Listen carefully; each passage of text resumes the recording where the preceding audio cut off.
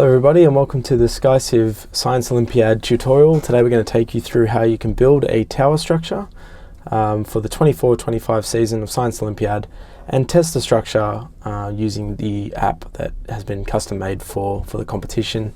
So as sponsors of the Science Olympiad competition, we try to support the education space as much as we can and help all the students participating in that event to learn some new concepts around structural engineering, as well as test the structure or their designs under a simulated environment so that you don't have to physically build it. You can just test it online, which is typically what a structural engineer will do in practice. They always design the structure before they go out and build it. So you're kind of learning some of the concepts that a structural engineer would use when designing a tower. So without any further ado, I will start the tutorial. Now we're going to be mainly using the Science Olympiad 24-25 Tower app. So if you can't see this in your add-ons, you would just go to your account settings and go to software settings, and then you just switch on the app from here. So with this app, you can create a template from an existing division or design. So we're going to start with the division C, so I can just click division C and then create template, and it's going to clear whatever I have in the model, so just be wary of that. And I can see it's giving me a few area loads. It's giving me a very slender looking tower, but it's giving me the sort of outline of the structure that I can use to then continue to design my tower and improve the design. So I can pretty much load the template in and test the structure right off the bat, which will give me a little bit of a feel of what kind of scoring system the app uses. So it incorporates very similar concepts to the actual event in that it will weigh the structure. So it'll give us a structure weight, so this is how much material we're using. And it'll also tell us the structure capacity, which is how much weight this tower can withstand. So I've got about 1.5 kilograms and it weighs about 8 grams. So dividing those two numbers together, you get a score rating. So obviously the more we improve the weight or reduce the weight and improve and increase the capacity, the better the score is going to be. So that's the ultimate goal here, to design, solve, look at the engineering concepts, look at how we can improve the design to better our score and give us the best chance of winning when it comes to the actual competition, the actual event, and we go out and build our towers. So we're going to start with just the core concepts in structural engineering. What do we use to actually design these sorts of structures, and use some of those theory-based techniques that we can use to then improve the quality of our design. So right off the bat, I'm going to show us a little tip here with our template structure, and just looking at this base, these members here, we've got 1, 2, and 3. Now I've got a support here, I have a support here, and I have a support here. Typically when I have a member here that is supported on both ends and there's no force, there's a little bit of self-weight, but there's really no force on that member, it's not really doing much. So as a little bonus tip, if you do load your template in and you see that you have a member here with this support, we can already start optimizing our design. So we've purposely put that in, hopefully to try to throw some students off, but also teach concepts like this, that if you have a beam spanning 2 supports and there's no load on it, you can see there's no area load like up here, then this member's not really doing much. So we can probably remove it and reduce the weight and not affect the capacity too much and hopefully improve this score.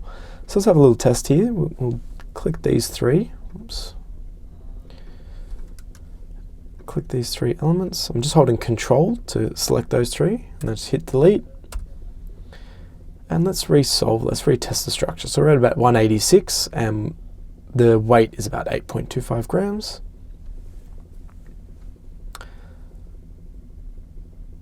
So we've reduced the weight by about 2 grams, and the structure capacity has gone down a little bit, but really not much at all.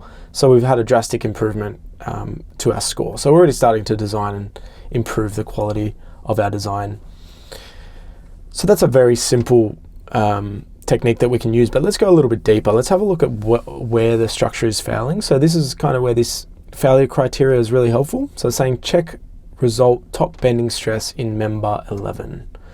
Okay, so for these more kind of detailed results, which we're seeing a specific member, specific type of stress, what we want to do is we actually want to run a solve, and you can ignore this message, it's fine. And we want to actually investigate what that's referring to exactly. So let's have a look at that exact stress type. So let's go to, we can leave that as default load combo. And let's look at the top bending stress. So we'll go stress, top bending stress Z, and it's saying member 11, which it agrees here. Member 11 is where the peak stresses are in the structure. So this is our governing, what's known as our governing result. So this is what is dictating the entire design, because this is where it's failing. So I can see there's a few failures. The red lines indicate failures. But let's have a look at member 11. Let's isolate that member, because this is where the peak stresses are occurring. So the structure, if it's going to fail, this member is where it's going to fail first, because it has the largest stresses compared to its capacity. So how much force it can take, this member is at the highest limit. It's actually exceeding that limit. So we want to improve the design for this member, and let's see how that affects our results. I'd say if you're having that problem on this member, because it's all they're all this very, very similar members, and withstanding the same amount of force, maybe in different directions, we can see that it's a common problem between members 11 and 12. 19 seems to be behaving a little bit differently, because it's supporting the load vertically in a straight line, whereas this one's more diagonal. So we're seeing a different sort of load path for that member. But let's focus on members 11 and 12. And let's try to improve the design. Now it looks like we're getting a lot of bending stress at the endpoints. Now we've set the entire structure as being fully fixed. And what that means is that at each of these endpoints, the member is going to transfer the force from here onto these, probably down to this member here. So you can see that there is a large bending stress at the end there. So typically when you're building a truss type structure, you don't want that type of behavior. You don't want the end moments, so the end bending moments, to be transferred from here to here, because you're going to create really large bending moment forces. So what we can do here is, I'm just going to turn the loads off. We'll click these three members. We'll do it for member 10 as well. And this is what controls the forces that are passed on from one member to the next. And we want to make them a truss style member. So we'll go, we can either edit it here, or we can just simply click truss, which is easier. And that's going to release the moment force at the endpoints for both the start and end. So we'll apply that. We're probably going to want to do it on these two members as well, or these three members, because they're loaded the exact same way. So we're going to have the same problem up above. And now you can see there's little dots, and that dictates that these are now moments, these moments here have been released. So we shouldn't see the transfer of moment from this member to here. So let's run, well, one thing we can do is let's test the structure, let's see if our results have changed, but I think we're going to want to go on and run a solve as well. So actually it's gone down. So this is also good to test. We've made the design worse, and let's go find out why. So now we're getting same bending stress in the Y.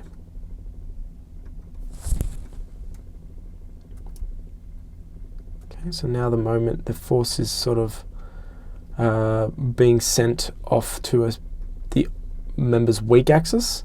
These are rectangular sections, so there shouldn't really be too much of a difference, or square sections, so there shouldn't be too much of a difference between the strong and weak axis. You can see the moment force there. And this is probably because we don't have enough bracing. So we want to, now that we've released this, it's probably made it too unstable. So there's not enough stability. So let's introduce some cross bracing here. We can start with just one on either end, which is going to restrain it in that weak axis. And probably something similar up here as well. We'll go the opposite direction, so we got restraint in both directions.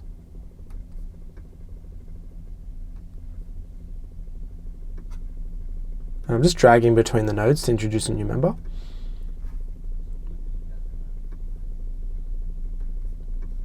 Okay, let's test that. And I'm just going to pay notice to here. So now we can see, yeah, that's definitely improved. The stresses in those members has now changed. So now well, let's resolve again and have a look. But introducing those extra diagonal members has now restrained these members as well as these members too. I think it was one of these ones that was failing more. So now we've restrained that model a little bit more. So we're seeing the score improving again. And we can check the moments and the stress. And now let's see which members are failing. So now we can see like these beams are pretty solid now. They're not undergoing very high levels of stress, which is good. But we're sort of seeing some stresses appear in other ones. So we can see where the max stresses are in this member. Okay. Very similar issue where we're getting the end stresses are really, really high. So we probably want to start to make a truss structure out of this. So now that we have more restraint, so we have more cross bracing, we can probably make all these members truss members. So one thing you got to be careful of is when you're introducing these truss elements is you're allowing a rotation of this member with respect to this member. So if you don't have enough stability, the structure is very flimsy and it can rotate and it'll just collapse. So it won't actually hold any strength. So you want to make sure that we're adequately restraining the structure, which you can see here is probably not the case. So again, torsion results now. So these here. So we probably made it not strong enough. We're making it too pinned. But what we can also do is probably to do with these two.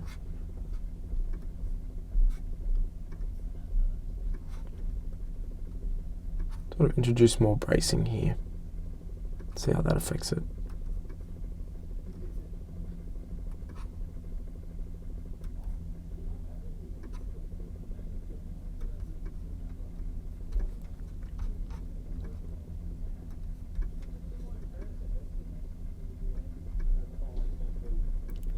Try to get a good rotation on that.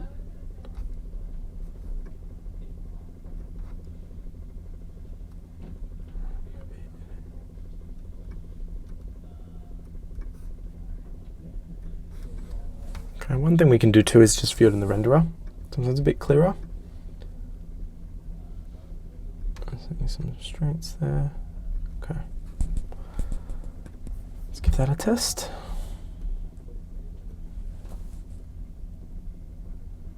Okay, now we've seen a really, really large improvement in the design, just providing more restraint to the bottom half of this structure.